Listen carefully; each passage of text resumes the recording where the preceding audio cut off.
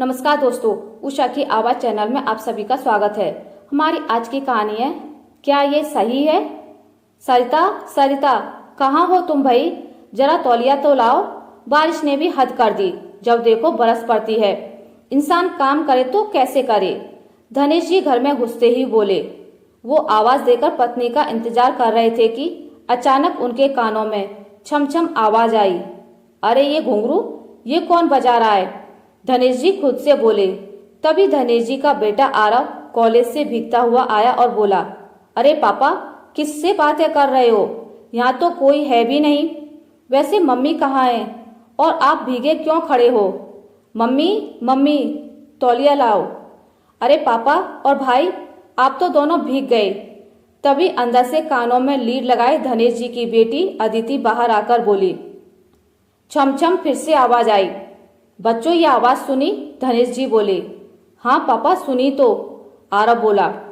पर मैंने तो नहीं सुनी, अदिति बोली। अरे बुद्धू, कान से ये लीड तो निकाल, तभी तो सुनेगी। आरव उसके सिर पर चपत लगाते हुए बोला।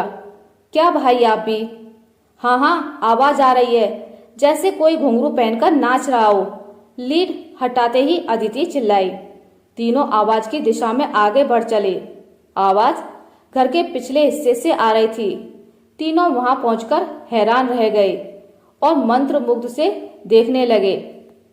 बारिश में भीगते हुए घुंघरू पहनकर सरिता जी मनमोहक नृत्य कर रही थी। ऐसा लग रहा था जैसे बादलों को देख मोर नाच रहा हो। काफी देर तक तीनों सरिता जी को देखते रहे। अरे आप लोग कब आए? अचानक सरिता जी की नजर उन सब पर पड़ी तो वो झेप कर रुक गईं। मम्मा, आप कितना अच्छा नाचती हो, और ये घुंघरू कहाँ से आए? पहले तो नहीं देखे, अदिति ताली बजाती हुई बोली। हाँ मम्मी, बिल्कुल मोर की तरह फ्लो में नाच रही थी आप, आरव भी बोला। वो बस ऐसे ही, ये घुंघरू बहुत पुराने हैं। तुम अंदर बैठो, मैं कपड़े बदलकर चाय बनाती हूँ। सरिता जी धनेश जी को देखते हुए बोलकर अपने कमरे में भाग गईं। पापा, आपको पता था मम्मा इतना अच्छा नाचती हैं? अदिति ने धनेश जी से पूछा। हाँ, उसने बताया तो था शुरू में कि उसने भारतीय नृत्य सीखा है। कॉलेज में इनाम भी जीते थे, धनेश जी बोले। क्या पापा, फिर तो आपको मम्मा की इस कला को निखारना था। देखा नहीं, आज भी कितना अच्छा नाचती है वो, आरव बोला। क्या जवाब देते धनेश जी दोनों बच्चों को, जबकि उन्होंने खुद ही तो सरिता को उसकी जिंदगी इस नृत्य से दूर किया था। सरिता जी का नृत्य करना धनेश जी की मां को पसंद नहीं था, क्योंकि उनके हिसाब से घर की बहू नाचे तो खानदान की इज्जत पर बट्टा लग जाता है। तो उन्होंने एक बेटे का फर्ज निभाते हुए सरिता जी से उनकी खुशी छीन ली थी, और सरिता जी ने भी अपनी पीड़ा मन में दबाकर खुद का मन मार लिया था। बच्चों आ जाओ, चाय नाश्ता तैयार है। धनेश जी और बच्चे बात ही कर रहे थे कि सरिता जी ने आवाज लगाई। वाह, पकौड़े और चाय, मजा आ गया, आरव बोला। मम्मा, आपको बारिश में नृत्य करना इतना पसंद है, हमें तो पता भी नहीं था। और पापा बता रहे थे आपने भारतीय नृत्य सीखा भी है, अदिति बोली। वो सब पुरानी बातें हैं, सरिता पकोड़े का टुकड़ा कुतरती बोली। पर आप अब भी बहुत अच्छा नाचते हो मम्मा।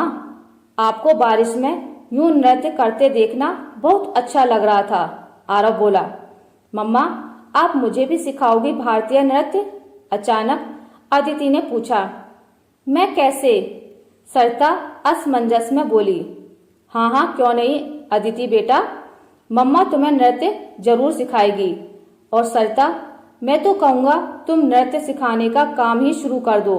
उससे तुम्हारा वक्त भी अच्छा गुजरेगा और तुम्हारी प्रतिभा को पंख भी मिलेंगे, धनेश जी बोले।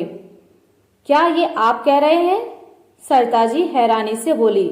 हाँ सरिता, माना उस वक्त माँ के कहने पर खानदान की इज्जत की दुहाई देकर मैंने खुद तुम्हारे पैरों से घुंघरू निकाल जिम्मेदारी की बेड़ी डाल दी थी, पर मैं अपनी गलती पर शर्मिंदा हूँ। तुम्हें नृत्य से दूर कर, मानो मैंने तुम्हारी जिंदगी की सबसे बड़ी खुशी तुमसे दूर कर दी थी। आज तुम्हें नृत्य करते देख दिल को सुकून सा मिला, और जिस सरिता को मैं इतने साल से ढूंढ रहा था वो आज मैंने बारिश में नृत्य करती सरिता में पाया। मुझे माफ कर दो तुम, मैं तुम्हारा गुनहगार हूँ। धनेश जी सबके सामने ही बोले। अरे आप क्या कह रहे हैं ये? सरिता जी बोली।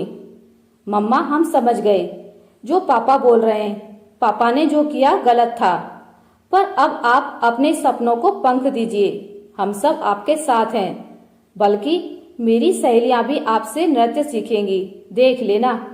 अपने कॉलेज के वार्षिकोत्सव में मैं आपका सिखाया नृत्य ही करूंगी, अदिति बोली।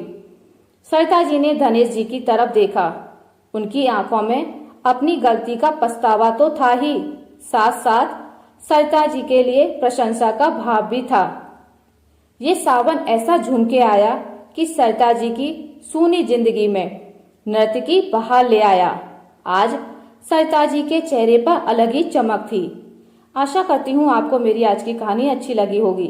अगर आपको मेरी कहानी अच्छी लगी है तो इसे लाइक करें, ज्यादा से ज्यादा शेयर करें, और अगर आप मेरे चैनल पर नए हैं तो इसे सब्सक्राइब करना ना भूलें। मिलते एक नई कहानी के साथ, तब तक के लिए नमस्कार।